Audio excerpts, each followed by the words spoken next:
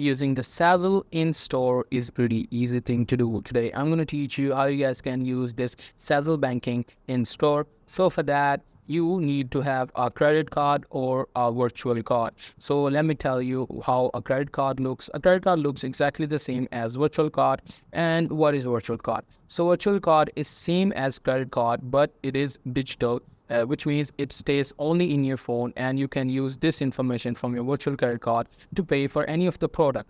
So for that, you have to go to your Sezzle application and you need to apply for this virtual card. After that, you will be able to get a virtual card, something like that. You can save this in your phone. And you guys can also use the virtual card to pay for anything by scanning the code. So if you can see these type of machines in store, you guys can easily scan the code. You just have to select the amount you want to pay. You guys will be able to see a QR code right there. You just need to scan it from your phone and your payment will be deducted from your Sezzle spend. So that's how easy it is. You guys need to create a virtual card and you guys can use this virtual card to pay for any store or anywhere.